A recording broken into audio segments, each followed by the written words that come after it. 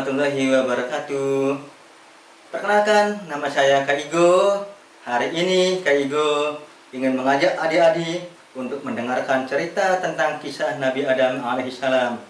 Adik-adik pasti tahu siapakah Nabi Adam alaihissalam itu? Ya, betul. Nabi Adam alaihissalam adalah nabi yang pertama kali diciptakan oleh Allah Subhanahu wa taala. Bagaimana kisah penciptaannya? Mari kita dengarkan. Pada awalnya, ketika alam semesta ini baru diciptakan oleh Allah, hanya ada dua makhluk yang Allah ciptakan. Yang pertama adalah makhluk yang diciptakan dari cahaya. Dia bernama malaikat. Yang kedua adalah makhluk yang diciptakan dari api dan sejenisnya. Dia bernama iblis, serta jin dan lain sebagainya. Dua makhluk ini adalah makhluk yang paling taat beribadah kepada Allah Subhanahu wa taala. Apalagi malaikat. Malaikat sudah jelas selalu mentaati perintah Allah, selalu beribadah kepada Allah. Bahkan iblis juga dahulu adalah makhluk yang paling taat ibadahnya kepada Allah. Setiap 1000 tahun ibadah naik derajatnya dan seterusnya. Kemudian pada suatu waktu Allah Subhanahu wa taala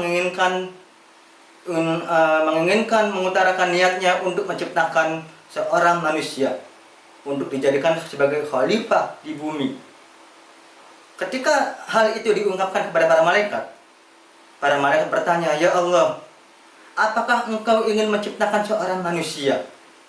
Sedangkan manusia itu selalu menumpahkan darah, selalu berperang, sedangkan kami adalah makhluk yang taat kepadamu." Lalu Allah berfirman, "Sesungguhnya aku lebih mengetahui daripada kalian." Setelah itu malaikat tidak membantah perintah Allah. Lalu Allah perintahkan malaikat untuk mencari tanah agar mau dijadikan sebagai ciptaannya. Pertama Allah memerintahkan malaikat Jibril.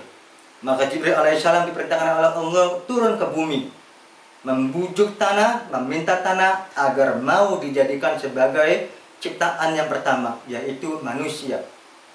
Ketika Jibril alaihissalam turun, ternyata tanah tidak mau. Dia enggan. Alasannya sama seperti para malaikat, yaitu dia khawatir bahwa manusia ini hanya akan bisa menumpahkan darah saja, sementara makhluk-makhluk yang lain taat pada Allah. Akhirnya Jibril kembali lagi menemui Allah dengan tangan hampa. Tidak berhasil. Lalu Allah perintahkan malaikat Israfil. Malaikat Israfil pun turun ke bumi dengan maksud yang sama, meminta tanah agar mau digunakan sebagai bahan untuk menciptakan manusia yang pertama. Ternyata malaikat Israfil juga mengalami hal yang sama dengan malaikat Jibril. Malaikat Israfil kembali lagi menemui Allah dengan tangan yang hampa, tidak membawa hasil apa-apa. Lalu Allah perintahkan malaikat Mikail. Malaikat Mikail juga turun ke bumi, lalu kemudian meminta tanah supaya mau digunakan sebagai bahan untuk menciptakan manusia. Ternyata tanah juga menjawab hal yang sama. Dan akhirnya malaikat Mikail balik lagi menemui Allah Subhanahu wa taala, menyampaikan pesannya bahwa tanah tidak mau digunakan sebagai bahan untuk menciptakan manusia. Dan yang terakhir kalinya Allah utus malaikat Israel. Siapa yang tahu malaikat Israel? Betul. Malaikat Israel tugasnya adalah mencabut nyawa manusia. Allah perintahkan malaikat Israel untuk turun ke bumi dan memaksa tanah supaya mau dijadikan bahan untuk penciptaan manusia. Lalu malaikat Israel turun. "Hai tanah, sesungguhnya aku diperintahkan oleh Allah untuk memintamu sebagai bahan, sebagai penciptaan manusia." Karena terus dipaksa oleh malaikat Israel, akhirnya tanah pun tidak kuasa menolaknya. Lalu malaikat Israel mengambil tanah, lalu dibawa menuju arsy Allah. Di sana, tanah yang berasal dari bumi digabungkan dengan tanah yang berasal dari surga. Lalu Allah gabungkan, kemudian membuat sebuah rupa yang sangat sempurna. Lalu Allah tiupkan ruh ke dalam tubuh tersebut. Ditiupkan ruhnya, dan pada akhirnya terciptalah manusia yang sempurna. Memiliki kepala seperti kita, memiliki mata untuk melihat, memiliki telinga untuk mendengar, memiliki anggota tubuh untuk bergerak. Allah memberi nama manusia tersebut dengan nama Adam alaihissalam. Kemudian adik-adik sekalian, semakin menarik kan ceritanya? Lanjut. Setelah Adam tinggal di surga, Allah memerintahkan para makhluk yang ada di langit untuk sujud menghormati Adam alaihissalam. Para malaikat semuanya sujud menghormati Nabi Adam. Tetapi ada satu makhluk yang tidak mau bersujud kepada Adam alaihissalam. Dia adalah iblis. Dengan sombongnya dia berkata, "Saya tidak mau menyembah, saya tidak mau sujud menghormati Adam, karena saya lebih baik daripada Adam. Saya diciptakan dari api, sedangkan Adam diciptakan dari tanah." Karena kesombongannya ada semuanya, Allah murka kepada iblis, dan akhirnya iblis diusir dari surga. Tetapi iblis punya satu persyaratan. Iblis punya satu permintaan kepada Allah. Apa permintaannya?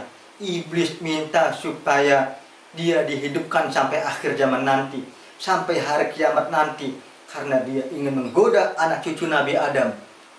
Dan akhirnya Allah mengabulkan permintaan iblis. Akhirnya iblis diusir dari surga. Kemudian setelah Adam tinggal di surga, Allah mengajarkan Adam nama-nama benda-benda yang ada di surga.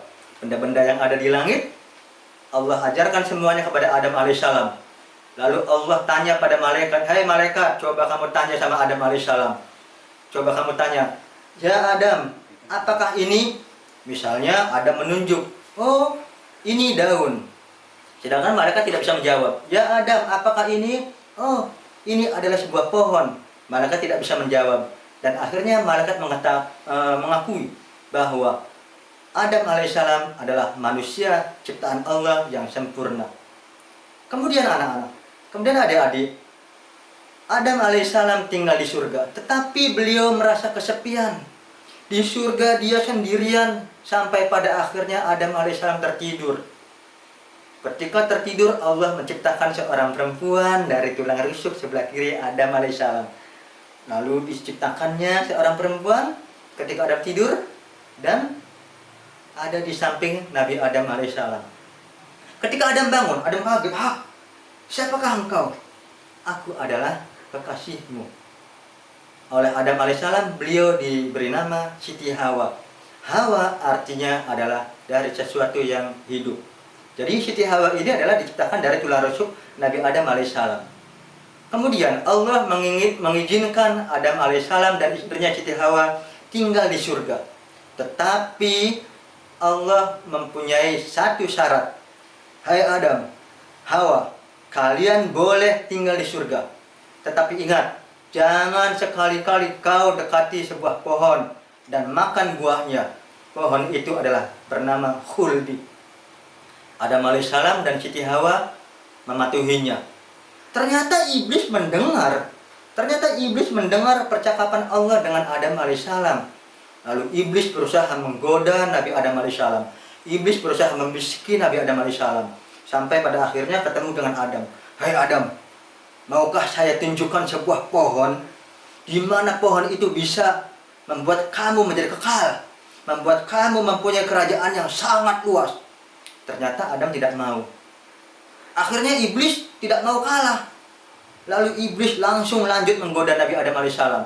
Digoda lagi, "Adam, maukah kamu saya beritahu sesuatu yang membuat kamu kekal?" Setelah digoda beberapa kali dan dibujuk oleh istrinya Siti Hawa, akhirnya Nabi Adam pun menyerah. Lalu Nabi Adam mendekati pohon Khuldi dan istrinya, lalu dia memetik pohonnya, buahnya, dan langsung memakannya. Setelah memakannya, adik-adik semuanya, ternyata semua pakaian Adam alaihissalam dan istrinya terbuka. Auratnya terlihat. Tubuh mereka telanjang tanpa sehelai benang pun. Adam alaihissalam langsung malu. Langsung diambilnya pepohonan daun-daun untuk dibuatkan menutup auratnya. Begitu pula Siti Hawa.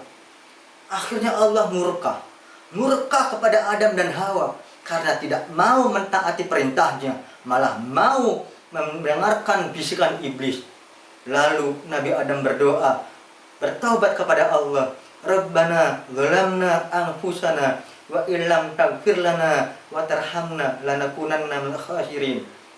Lalu Allah Subhanahu wa taala menerima taubat Nabi Adam alaihissalam dan istrinya Siti Hawa. Kemudian Allah mengusir Adam dan Hawa dari surga. Lalu keduanya diturunkan. Siti Hawa menurut riwayat diturunkan di sebuah tempat yang sekarang bernama India. Sedangkan Nabi Adam alaihissalam menurut riwayat diturunkan di sebuah tempat di mana ketika Nabi Adam alaihissalam diturunkan, tempat dia turun itu ditandai oleh sebuah batu. Kemudian beberapa ratus tahun setelahnya, tempat tersebut disempurnakan oleh Nabi Ibrahim alaihissalam beserta anaknya sehingga menjadi sebuah bangunan yang menjadi tempat kiblat umat Islam seluruh dunia. Lanjut adik-adik semuanya. Setelah Adam alaihissalam dan Siti Hawa diturunkan, mereka mengalami masa yang sangat panjang. Mereka tidak bertemu satu sama lain. Adam di mana, Siti Hawa di mana. Sampai pada akhirnya Adam alaihissalam berdoa kepada Allah supaya dipertemukan dengan istrinya. Tetapi rupanya Allah belum mengabulkan doa-doa Nabi Adam alaihissalam. Kemudian Nabi Adam alaihissalam berdoa dengan mengucapkan dengan menggunakan kata Muhammad sallallahu alaihi wasallam. Ketika Nabi Adam berdoa dengan menggunakan kata Muhammad sallallahu alaihi wasallam, Allah bertanya kepada Adam alaihissalam, "Ya Adam, dari mana kamu tahu Muhammad? Sedangkan saya belum pernah mengajarkanmu nama Muhammad." Dalam sebuah riwayat dikatakan, "Ya Allah, ketika aku berada di surgamu, ketika aku sedang tinggal di surgamu, saya melihat di atas arsy-Mu nama Muhammad bersanding dengan namamu. Dan saya berpikir bahwa Muhammad ini pastilah adalah orang yang istimewa di sisimu." Mendengar jawaban Nabi Adam alaihissalam, akhirnya Allah mengabulkan doa Nabi Adam alaihissalam. Kemudian Nabi Adam alaihissalam dan Siti Hawa bertemu di sebuah tempat yang bernama Jabal Rahmah. Sampai saat ini tempat tersebut masih dikunjungi oleh umat Islam di seluruh dunia pada saat musim haji. Kemudian adik-adik, apakah kalian tahu berapa tinggi Nabi Adam alaihissalam? Tingginya adalah 60 hasta. 60 hasta itu adalah jarak dari kepala tangan sampai siku. Bayangkan betapa tingginya Nabi Adam alaihissalam. Sedangkan kita kalau misalnya diukur, paling sekitar hanya 3 hasta. Sangat tinggi sekali. Itulah awal mula penciptaan Adam alaihissalam. Kemudian Nabi Adam memiliki anak, Kabil, Habil, Iklimah, dan beranak cucu semuanya. Anaknya ada yang kulitnya berwarna hitam, ada yang berwarna merah, ada yang berwarna putih, dan ada yang berwarna coklat. Mereka semuanya tersebar di seluruh dunia, mempunyai keturunan, beranak pinak, sampai saatnya disinilah kita berdiri. Dan kita sekarang ini anak-anak yang adik-adik semuanya, kita ini adalah anak cucu Adam alaihissalam. Kesimpulan dari cerita ini adik-adik semuanya, bahwa kita tidak boleh memiliki sifat sombong seperti iblis. Karena sombong hanya Allah yang memilikinya. Hanya Allah yang patut sombong karena Allah adalah pencipta alam semesta. Karena Allah yang menciptakan seluruh makhluk hidup yang ada di dunia ini, baik yang ada di langit maupun yang ada di bumi, baik yang terlihat ataupun yang tidak terlihat. Oleh karena itu adik-adik semuanya, mari kita jauhi sifat sombong, karena sesungguhnya sombong adalah sifat iblis. Demikian cerita dari Kak Igo. Mudah-mudahan bermanfaat. Sebelum Kak Igo tutup, mari kita baca doa kafaratul majlis. Subhanakallahumma wa bihamdika asyhadu an la ilaha illa anta astaghfiruka wa atubu ilaik. Kurang lebihnya mohon maaf. Billahi taufiq wal hidayah. Wassalamualaikum warahmatullahi wabarakatuh.